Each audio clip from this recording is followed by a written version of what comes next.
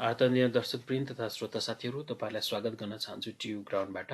ट्यु ground Nepali क्रिकेटसँग एकदमै जोडिएको ground हो र नेपाली क्रिकेटको आरोह अवरोह विभिन्न क्षणहरू चाहिँ यो ग्राउन्डले विभिन्न क्षणहरूको साक्षी चाहिँ यो ग्राउन्ड बनेको छ। र यसरी हेर्दाखेरि त नेपाली क्रिकेटको भनौँ न एउटा सुरुवात गर्नमा, नेपाली क्रिकेटको विकास गर्नमा यो ट्यु ग्राउन्डले महत्त्वपूर्ण भूमिका खेलेको छ। त्यसैले नेपाली क्रिकेटमा चाहिँ यसको महत्त्वपूर्ण स्थान छ। र आज पनि यो एउटा भनौँ न ठुला प्रतियोगिताहरू आयोजना गर्नको लागि नेपालमा एकमात्र ग्राउन्ड हो। र केही समय अघिसम्म यो मात्रै नेपालको एकमात्र अन्तर्राष्ट्रिय मान्यता प्राप्त ग्राउन्ड थियो भने गत वर्ष मुल्पानीको जुन ग्राउन्ड छ त्यसले पनि अन्तर्राष्ट्रिय मान्यता पाएको थियो र त्यसकै मुनिपट्टि चाहिँ स्टेडियम अन्डर कन्स्ट्रक्सन रहेको छ। त्यो दुईटा फरक फरक ग्राउन्ड हो। र ट्यु ग्राउन्डको कुरा गर्नु पर्दाखेरि ट्यु ग्राउन्डमा पनि अब विभिन्न समयमा विभिन्न सेवा सुविधाहरू विस्तार गर्ने, बढाउने, संरचनाहरू बनाउने लगायतका कुराहरू, स्टेडियमहरू बनाउने, प्यारापिट बनाउने लगायतका कुराहरू पनि उठ्छन्। र अब फ्लड लाइट, डिजिटल स्कोरबोर्डको कुरा पनि छ, जसमा भनिए जस्तो प्रोग्रेस चाहिँ देखिएको छैन। अहिलेको सरकारले पनि नेपालमा यो ट्यु ग्राउन्डमा भनौँ न लगभग 300 दिनमा एकदम जस यसलाई चाहिँ सुधार गर्ने भन्ने कार्यक्रमको साथ पनि अगाडि बढेको या कार्यक्रम घोषणा गरेको पाइन्छ। यद्यपि अब लगभग 100 दिन हुँदै गर्दाखेरि त्यस्तो कुनै उल्लेख्य सुधार भइसकेको देख्न भने सकिँदैन। किनभने अब भन्ने या प्रमिस गर्ने कुराहरू भन्दा पनि मान्छेहरू चाहिँ अब रिजल्ट ओरिएन्टेड होइन एक्सनहरू चाहिँ हेर्न चाहन्छन् र आशा छ चाँडै केही सुधारहरू भएको हेर्न पाइनेछ।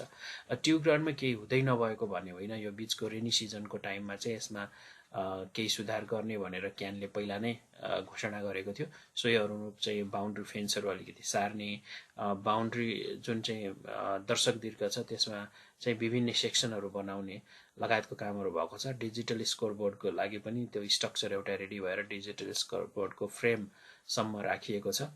र त्यस्तै गरिकन केही भनौँ न बेसिक सुधारको कामहरू, पिचको सुधारको कामहरू, प्र्याक्टिस पिचको सुधारको कामहरू लगायतका कामहरू भने भएका छन्।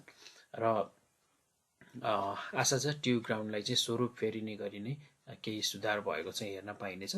र विशेष गरिकन अब यो ट्यु ग्राउन्डको जुन नेचुरल त्यो ग्रास ब्याङ्क छ जहाँ चाहिँ दर्शकहरू बसेर हेर्छन् त्यो साइडपट्टि चाहिँ धेरै केही त्यस्तो गर्नुपर्छ जस्तो देखिँदैन। त्यो चाहिँ एउटा नेचुरली बनेको ग्राउन्ड जस्तो पनि छ।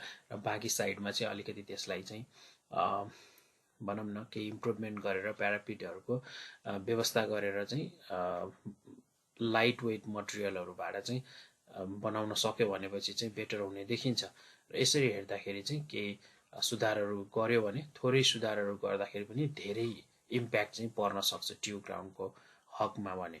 र यसरी हेर्दाखेरि अब आशा छ ट्यु ग्राउन्डमा पनि केही प्रोग्रेसहरू भएको नेपाली क्रिकेट फ्यानहरूले हेर्न पाउनेछन्। र नेपालको भनौँ न म्याचेसहरू पनि अब रेगुलर रूपमा सुरु भइराखेको छ। यतातिर लिग 2 को साइकलहरू अब तेस्रो सिरिजको लागि नेपाल अहिले अमेरिकामा छ। त्यसै गरिकन यो हङकङमा पनि जुन सुपर 6 को टुर्नामेन्ट छ त्यसको लागि पनि नेपाल तयारी गरिराखेको छ। उमेर समूहको पनि विभिन्न खेलहरू भइरहेको छ। महिला टिमको पनि विभिन्न खेलहरूदेखि लिएर अभ्यासहरू भइराखेको छ।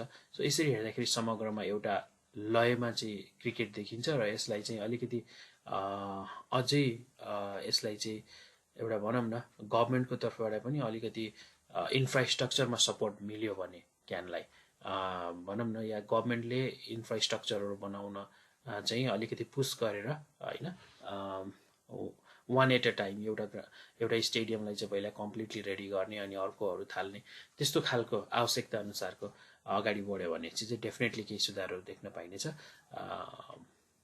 यो ट्यु ग्राउन्डको दृश्यहरू आज तपाईँहरूमाझ राखेका छौँ। हेरिदिनु होला। हस्त, धन्यवाद, नमस्ते।